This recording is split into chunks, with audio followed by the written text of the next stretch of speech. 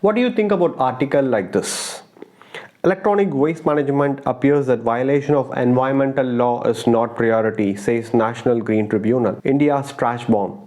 80% of 1.5 lakh metric ton daily garbage remains exposed untreated. 90% of the plastic waste not being recycled, and what it means for you. Over-regulation will not solve plastic waste problems. We need to transform the market and municipal services. India, third largest e-waste generator in the world. Capacity limited to treat only 1/4 of its waste. What do you think about these articles or any article related to waste management that you come across in the mainstream media and in the social media? And that is what we are going to look at as part of the Strategy Saturday, where we are covering the various strategies, approaches, methodologies to help you create an impact or income in waste management. And in today's video, we are going to look at 6 dimensions that is going to help you analyze any given situation. It could be an article, it could be a case study, it could be a real scenario, a business problem in waste management. So the 6th dimension that is going to give you the perspective, how exactly you will understand by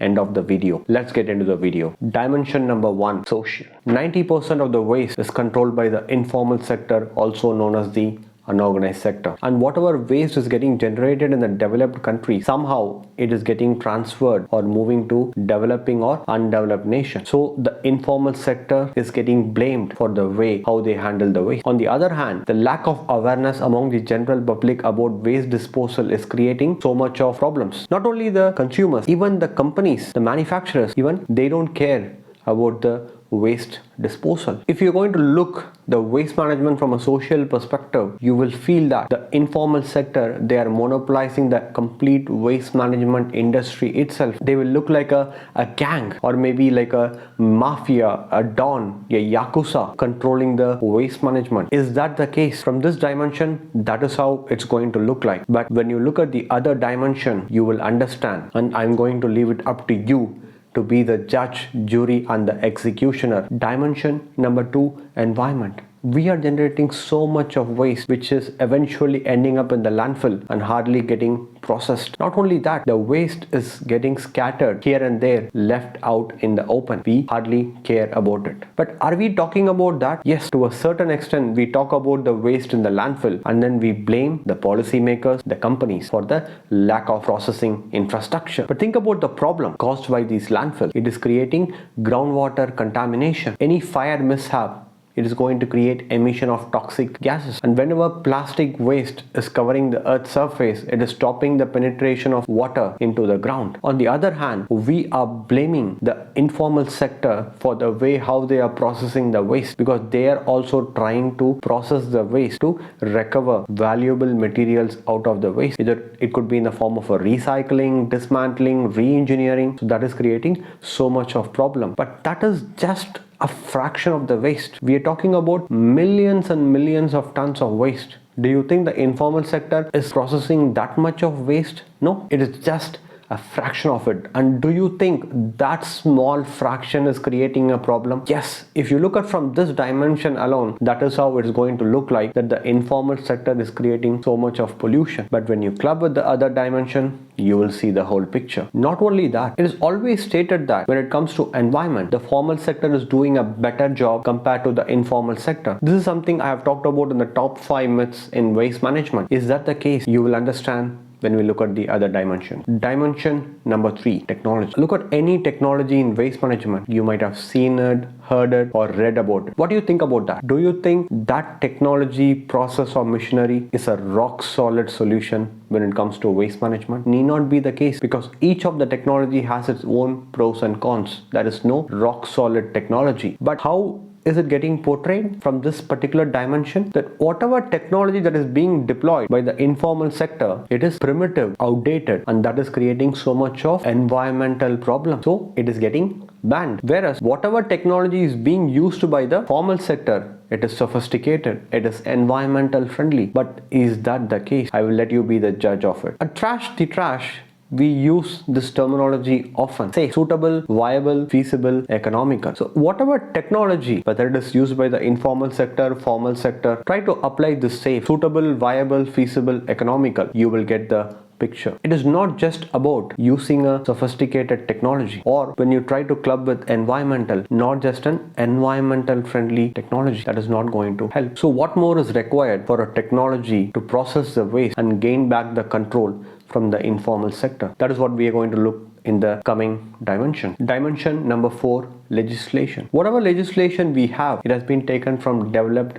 nation, especially the European Union. We have taken from there and we try to fit it into the Indian context. You need to understand one thing: what works in one nation may not work in another nation. We have taken the best practices from there, try to fit it into the Indian context. Let's take any legislation in waste management. It is governed by different regulation. For e-waste it is different, for municipal solid waste it is different, for plastic it is different, for battery it is different, and sometimes the regulation is open to interpretation. When you're going to interpret it, you might feel that the legislation is insufficient to control problems created by waste. But when I look at the legislation, I feel it is more than sufficient. Why is that so? Because you look legislation only from a legislation perspective, or maybe you try to club it with the environmental dimension, or maybe you club it with social, and then you see that it is not enough because the problem is never ending. If that is the case, why the government hasn't done anything about it? Do you think it's a government fault, or do you think the government is slacking, that they don't want to address the problem? Even they also have international pressure to meet targets. And why do you think so? That is what we are going to see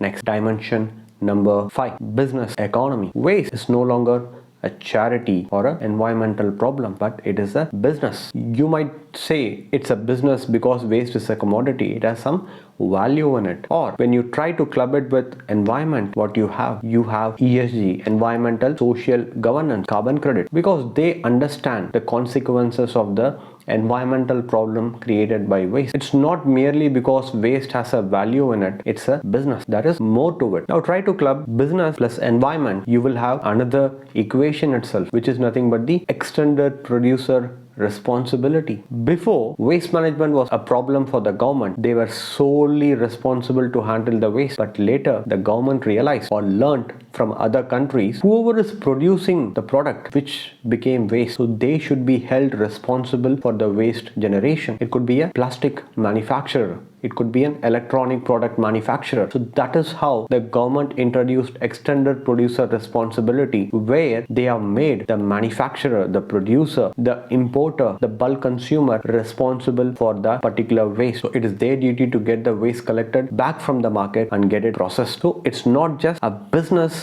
because of commodity, it is an obligation for the brands, for the manufacturers, for the producers who made profit out of the product and neglected the environmental consequences. Now try to club the business dimension with technology and you will understand safe, suitable, viable, feasible, economical. If whatever technology, if it is going to be sophisticated and environmental friendly, but it is not economical from a business standpoint, or it is not feasible to run, to operate in the long term, then what is the point in having any such technology? So from a single dimension, if you look, either you will see the positive side of it or you will see the negative side of it. But when you try to club the dimension, you will find the answer. If you try to club the business with legislation, you will understand whatever the government has done, they have done the best. If the government try to squeeze the legislation when it comes to waste management, or what do you think is going to happen? It is going to affect the waste management company. It is going to affect the producers, manufacturers, importers, bulk consumers. That in turn is going to affect the business ecosystem, the friendliness. So any government, they are trying their best to get foreign investment. They are trying to promote, they are trying to attract foreign investment, to promote them as the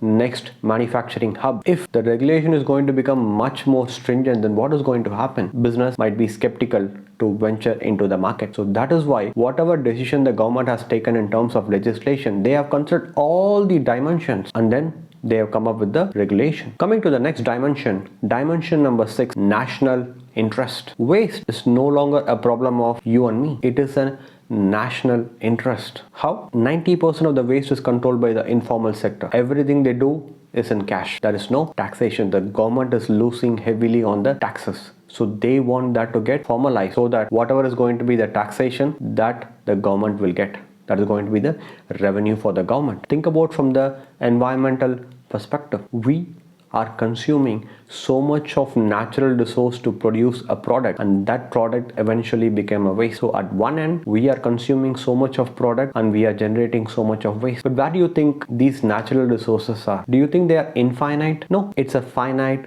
resource. And where do you think it is available? Do you think everything is available in our local market? No, we are still dependent on other countries for certain materials, for certain natural resources. Due to the geopolitical tensions, it is going to create a problem for our national security itself. So that is why whatever waste it's out there, rather than exporting it to some other country, if you're able to process within our own country in a proper formal manner, that is going to make things little better. It's not going to completely nullify the dependency, but maybe a certain fraction of it, a certain percentage of it can be obtained from the waste. And if you look at electronic devices, we are using more than 27 elements in the manufacturing, and there are certain rare earth materials. And if you look at lithium ion battery, where do you think is the lithium and cobalt? Again, who is controlling it? You will find the answer. So that is why waste management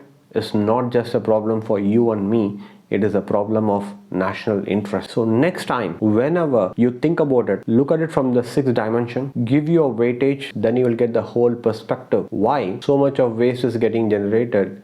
Why the informal sector is controlling the market? Why certain waste like electronic waste, lithium ion battery are getting exported to developed nations? Why legislation is somehow compromising? So you have to look from all the dimensions to find the answer. Before closing the video, I have given a worksheet with respect to the sixth dimension, which is available in the link below. You can download it and use it to do your analysis when it comes to waste management.